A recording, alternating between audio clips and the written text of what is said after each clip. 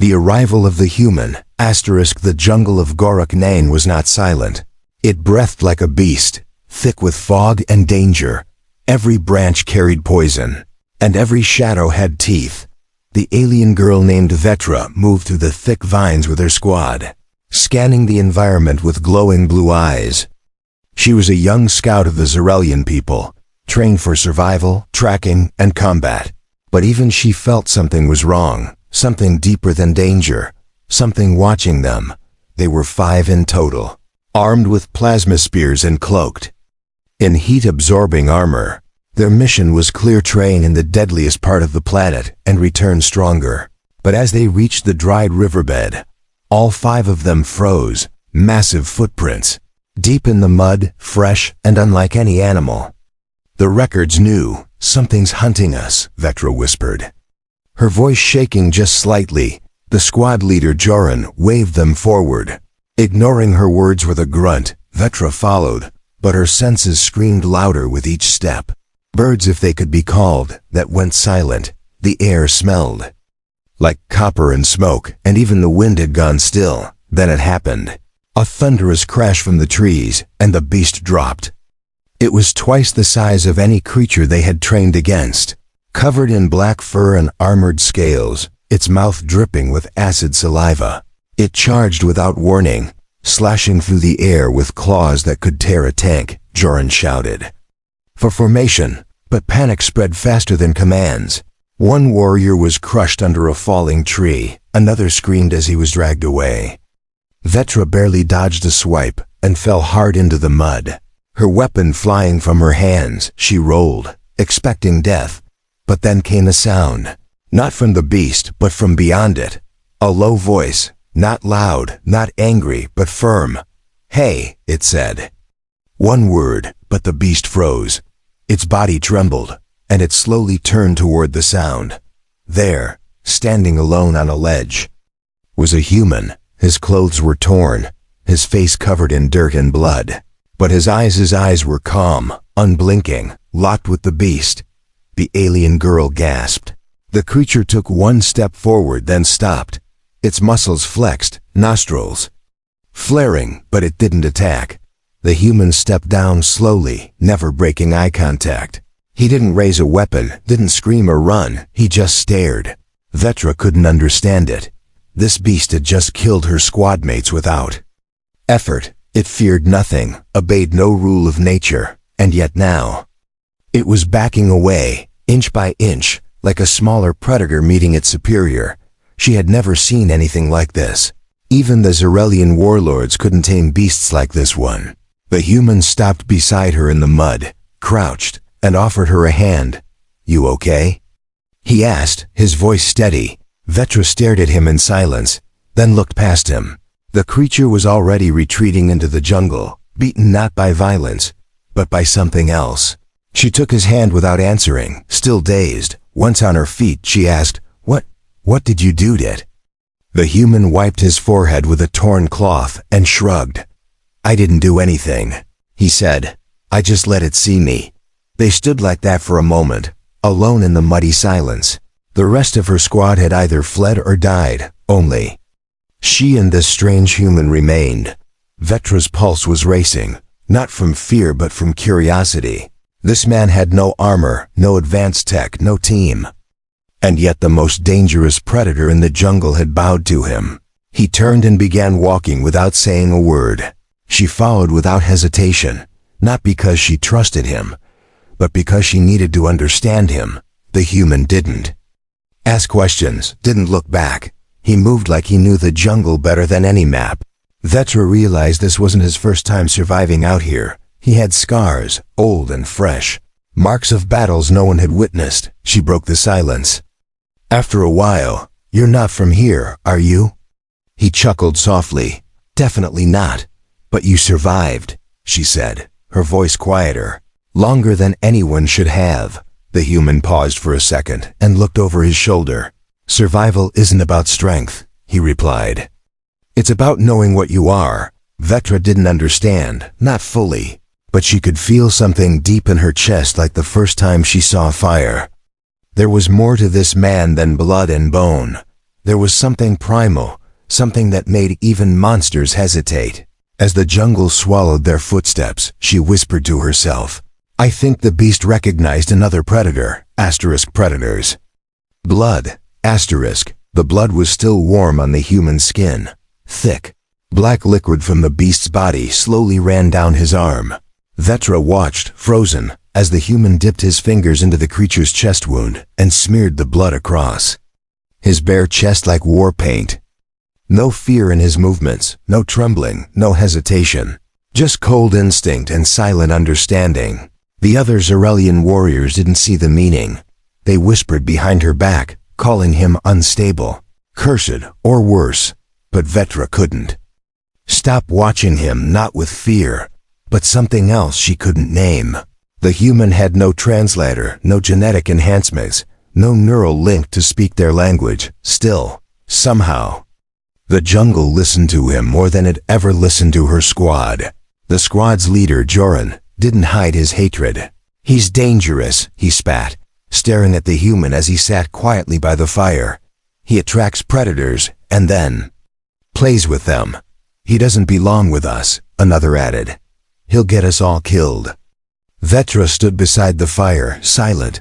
The human looked up at her with calm, unreadable eyes, and even though no words passed between them, she knew he understood every accusation. That night, the wind turned sharp, and the moon above the jungle glowed red, a sign of danger, a warning in her culture. They should have moved, should have shifted camp, but Joran refused. He claimed the fire and weapons were enough. They weren't when the night beasts came. They moved like shadows with fangs. 2 warriors were gone in seconds, dragged screaming into the trees. Plasma spears hissed through the dark but struck nothing. The squad broke formation, scattering. Shouting orders no one followed. Vetra turned and saw one of the creatures leap from above, fangs wide open, aiming for her head. She raised her arm too slow, too late. Then came a roar. Not from the beast, but from behind her. The human charged like lightning, no weapon in hand, only a broken branch sharpened by fire. He stabbed upward as the beast lunged, the stick bursting through its mouth and skull. The jungle fell silent. One kill was enough to scare the others. At least for now. He stood over the twitching corpse. Blood splashed across his face and chest. Then he turned to Vetra, still breathing hard but calm. "You're safe," he said, his voice rough but steady. It was the first time he spoke to her since they left the riverbed. Joran and the others returned minutes later, acting brave after the danger passed. They found the dead creature and the human standing over it, but instead of respect, they stared with suspicion. "No one should be able to kill that," Joran hissed. "Not without tech." Vetra stepped between them, her eyes fierce. "Maybe. He doesn't need tech." The human didn't argue. He simply sat down, breathing slowly, his hand resting on the beast's hide like he was feeling its last heartbeat fade. Later, as the others slept, Vetra approached him again. She brought him food, not much, just dried roots and water. But he nodded in thanks. "Why did it fear you?" she asked softly. The human didn't answer right away. Instead, he looked up at the jungle, listening to something she couldn't hear. Then he said, "Predators know other predators." Vetra shivered, but not from the cold. There was something in his tone, something ancient. It wasn't arrogance, it was memory, experience, pain.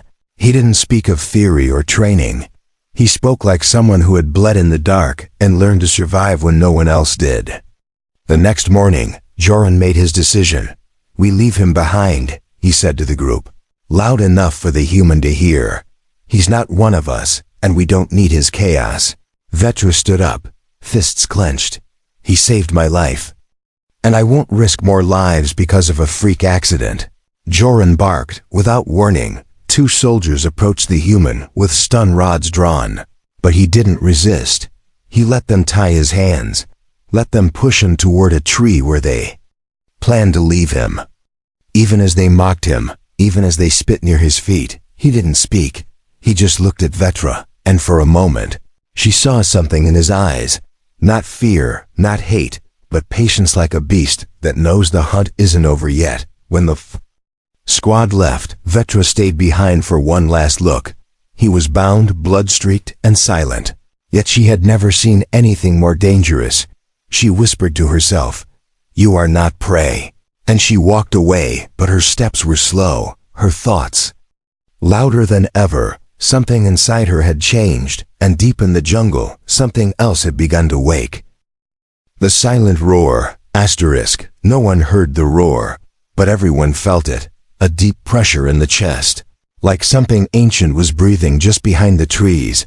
The jungle stood still, birds frozen mid-flight, leaves unmoving in the wind. Even the insects had gone silent. Vetra stopped walking. 1 foot hovering in the air, she looked around, her eyes scanning shadows that didn't move. The rest of the squad felt it too, though they didn't admit it. Joran clenched his jaw and tightened his grip on his weapon.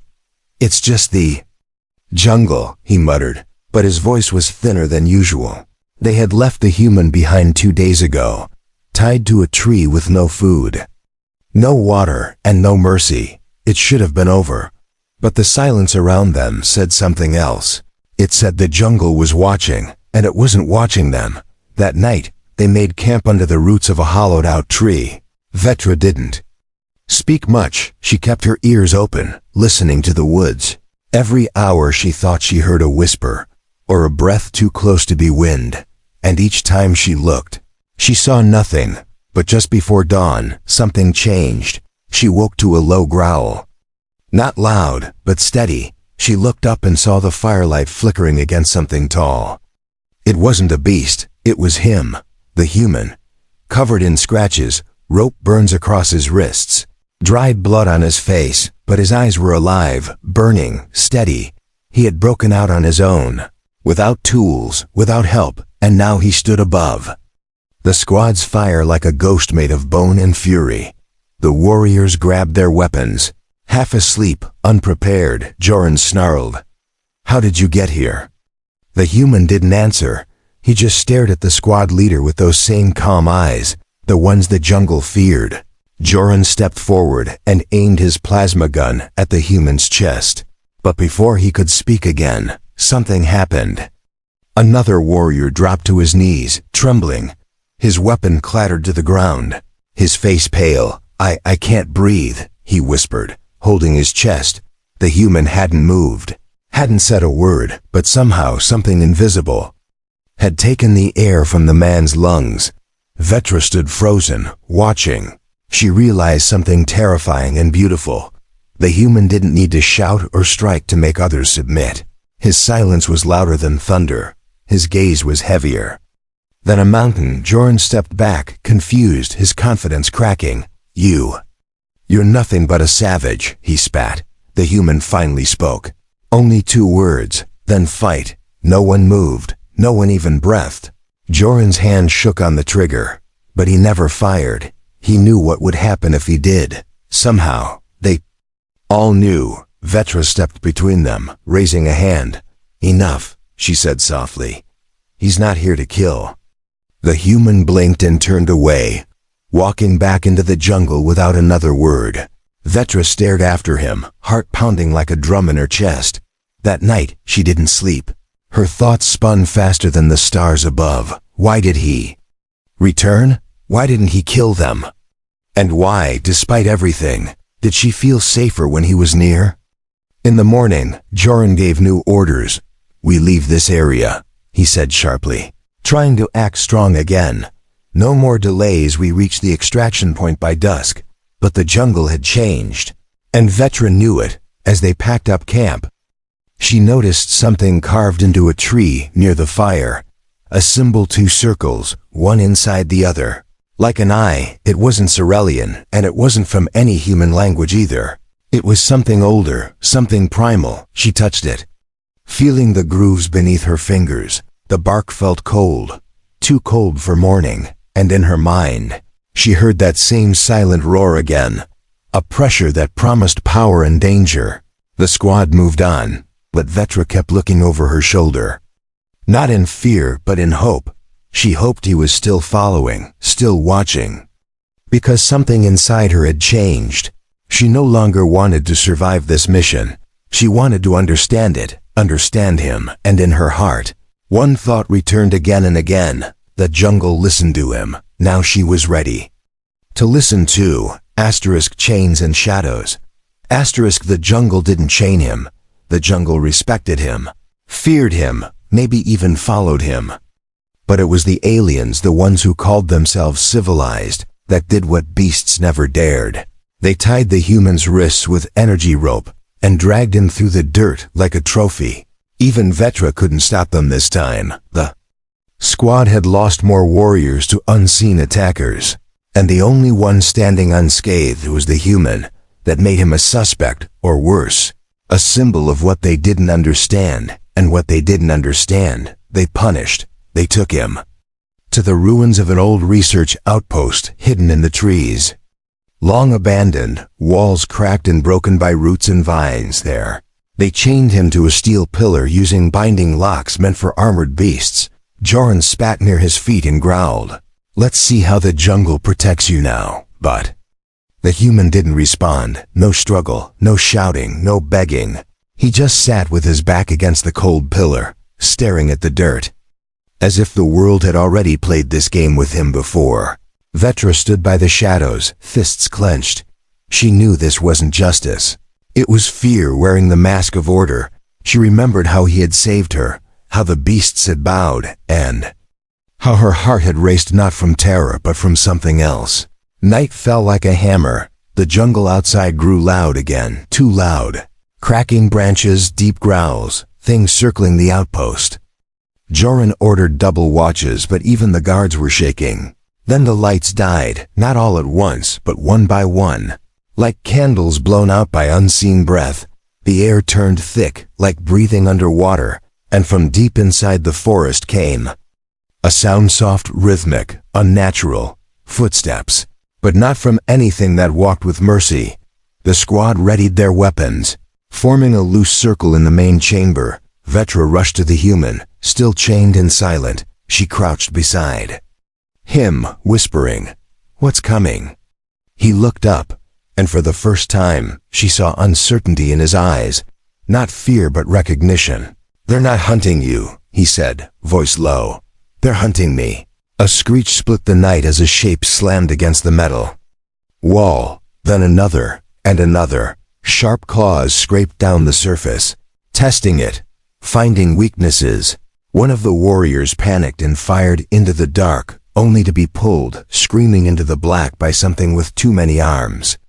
The outpost door cracked inward. Vetra moved to unlock the chains, but Joran shoved her aside. "Leave him," he barked. "He brought them."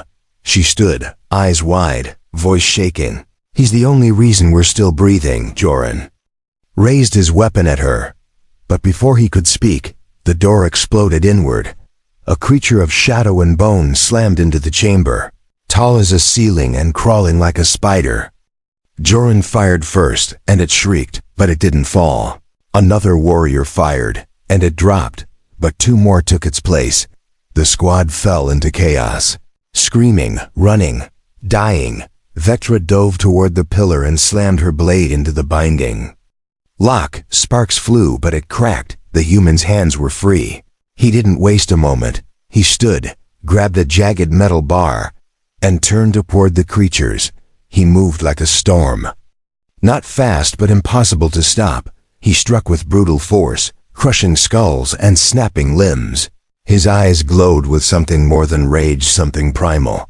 Even the monsters hesitated. They circled, but they didn't charge again. The human stood among corpses, breathing heavily, blood dripping from his arms.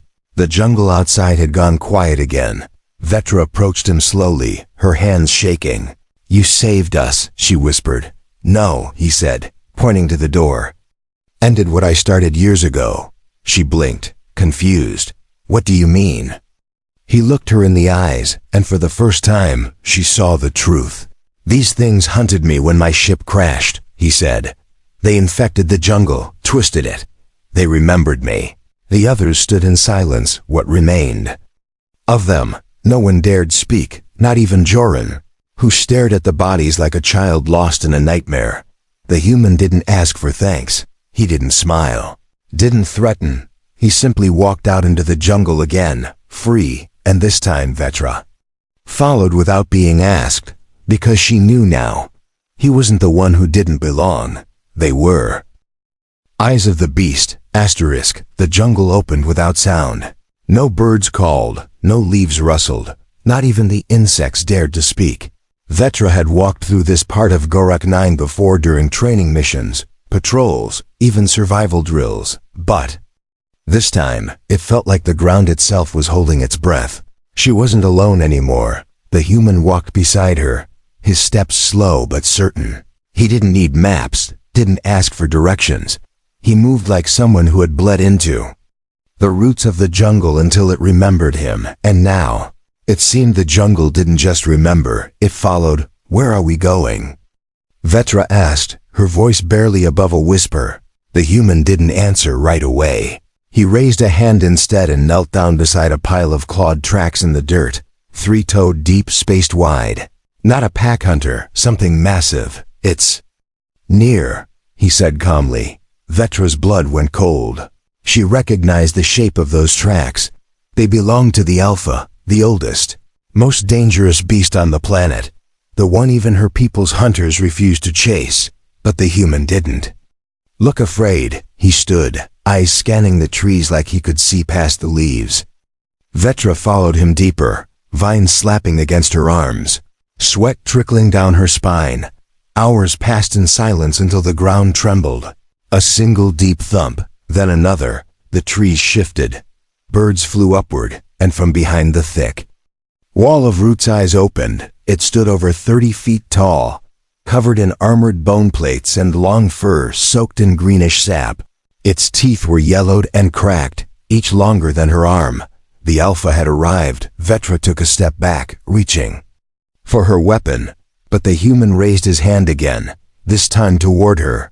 Don't, he said, not loud, not sharp, just certain. Then he stepped forward, right into the beast's path. No weapons, no shields, only that calm stare he always carried. The Alpha snarled, steam shooting from its nostrils as it lowered its giant head. Vetra gasped, ready to scream to run, but the human didn't move. Instead, he held the creature's gaze.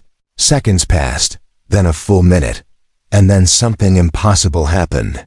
The Alpha blinked slowly and lowered its head even further.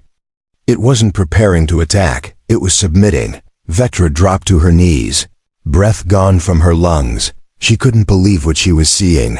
Not even her highest warlords could tame a beast like this. But this human hadn't tamed it. He had been accepted by it. The Alpha circled him once, massive tail swaying like a tree trunk. Then it turned away and disappeared back into the forest. The jungle seemed to sigh as it vanished. Only then did the human turn back toward her. What are you? She breathed, eyes wide. He looked tired now, older somehow, but his voice was still steady. Just someone who learned the truth the hard way, he said. What truth? She asked, stepping closer. That monsters don't fear strength. He replied, they fear recognition. She didn't understand fully, but she didn't need to, not yet, because she had seen something no alien, no soldier, no hunter had ever seen. A human face down the most dangerous beast in the galaxy, and walk away untouched, and not because he fought it, but because he had once been just like it. That night, they camped in silence under the stars, no fires, no weapons drawn, just stillness. The jungle around them remained peaceful, as if guarding their sleep. And while Vetra drifted off under the branches, her last thought echoed softly. The Alpha didn't see a man, she whispered. It saw another Alpha, asterisk, the Queen's order. Asterisk, the royal guards aimed their weapons the moment the human stepped through the palace gates. They didn't ask his name, didn't ask why he was there. They simply raised their rifles and blocked his path, because something in him made even trained soldiers forget their orders. Vetra stood at his side, her heart pounding. This wasn't the jungle. This was the capital of the Zarelian Dominion, a city of high towers, crystal bridges, and ancient laws. Here, strength meant nothing without a title, and fear hid behind Masks of diplomacy and protocol, but the guards still stepped back when he looked at them, not because he threatened them, but because his silence shouted louder than any war horn. The Queen's court had gathered, curious and cautious. Vetra had requested an emergency audience, and now she led the human across the glass floor toward the Queen's throne. Eyes followed them from every direction, politicians, nobles, warriors, all whispering the same thing. That's the human. He wore no armor, no uniform, just torn clothes soaked with old blood and jungle ash. Yet when he walked, the room grew quiet. Even the Queen tilted her head slightly, not in fear, but in calculation. Queen Thesari was tall, regal, and sharp as the blades she wore on both hips. She stared at the human like a scientist studying a strange weapon, and when she spoke, her voice was cold and perfect. "You've caused quite the disturbance," she said. Vetra stepped forward, bowing. "He saved my life and many others," she said. "He tamed the Alpha of Gorak 9.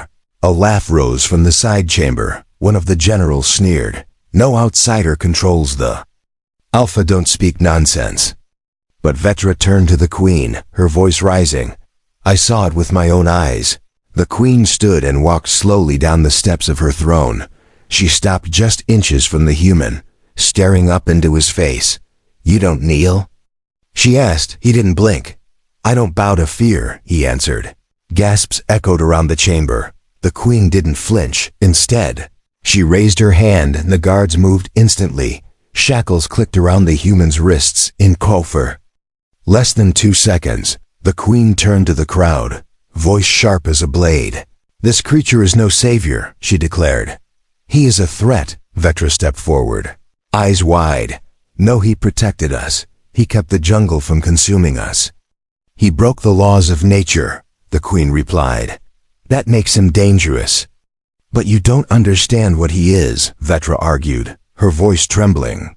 "I understand perfectly," the Queen said. "He is evolution without control." The human stood calmly, watching the court turn against him. He didn't fight. The chains didn't shout or plead, but his presence alone made half the nobles keep their distance. The Queen raised her hand again. "He will be executed tomorrow," she said, "before the eyes of the Dominion." "This is not justice," Vetra whispered. "This is fear." The Queen stepped closer to her, voice like ice, "And fear," she said, "has kept our empire alive." That night, Vetra sat alone in her chamber, hands shaking. The jungle had accepted him, the beasts had followed him, but her own people wanted him gone. And for the first time, she questioned her Queen. Not because the law was wrong, but because the law feared what it could not dominate. Somewhere in the city below, he waited in chains, silent, calm, and watching. Even behind bars, the jungle still followed him, and Vetra made her choice. She stood, grabbed her blade, and whispered to herself, "He bowed to nothing. Neither will I." When beasts bow, the arena was built for executions, not justice, not mercy, only spectacle. Crowds filled every level of the sky-tiered Colosseum, their cheers sharp like knives. 1,000 eyes watched, waiting for blood, but not one of them was ready for what was coming. The human stood at the center of the arena, his wrists unchained but his future sealed. He wore no armor, no helmet, just scars and silence. The air shimmered with heat, and the stone beneath his feet pulsed with old blood from battles past. Above him, the Queen sat on her throne, elevated and untouched. Beside her, Vetra stood with clenched fists and burning eyes. She had tried to stop this, tried to speak sense into a court that only listened to fear, but they had made their choice. Now they would see the truth carved into stone and bone. A horn sounded, loud and long. The gates opened with a scream of metal, and from the shadows stepped the Dominion's final weapon, a creature bred for war, built from captured genetics, raised to destroy. 12 feet tall, 4 arms plated. In obsidian armor, eyes red like fire, the apex titan. Gasps echoed through the crowd, even among the elite. This beast had killed dozens in training chambers. No prisoner had lasted more than 30 seconds. But the human didn't move. He simply stared at the Titan, eyes steady, calm, almost curious. The creature roared and charged, its footsteps shaking. The ground like thunder. Vetra couldn't breathe. She wanted to scream, but then something strange happened. The human took one step forward. Only one, and the Titan stopped. It was so sudden, the crowd fell silent. The creature growled, confused, pawing at the dirt. It circled the human, watching, smelling, recognizing. Then it lowered its head not to strike, but to kneel. The entire arena went silent. Even the wind seemed afraid to move. The apex Titan engineered. To kill had submitted, not to a king, not to a weapon, but to a man. The queen stood in shock. The generals shouted. Some screamed it was a trick. Others dropped to their knees in fear. Vetra's heart slammed against her ribs. Tears blurred her vision, not from sadness, but from overwhelming awe. The jungle hadn't lied. The beasts hadn't mistaken him. The human was not prey, he was. Not a mistake. He was not an accident of evolution. He was nature's reminder that even in a galaxy ruled by machines and empires, something older still walked among them, a predator without chains. The Titan bowed its head against the ground, and the human placed his hand gently upon it, not as a master, but as an equal. Then he turned and faced the queen, and for the first time in her reign, she stepped back, not because he spoke, but because she knew deep down what the jungle had always known. He could have destroyed them all, but he didn't, because he wasn't a conqueror. He was a warning. Vetra walked to him, slowly, respectfully. The crowd watched, unsure if they should cheer or kneel or run. She stood beside him, eyes locked with his. "What happens now?" she asked. He looked up at the stars above the arena and answered softly. "Now," he said, "they learn to listen. The end."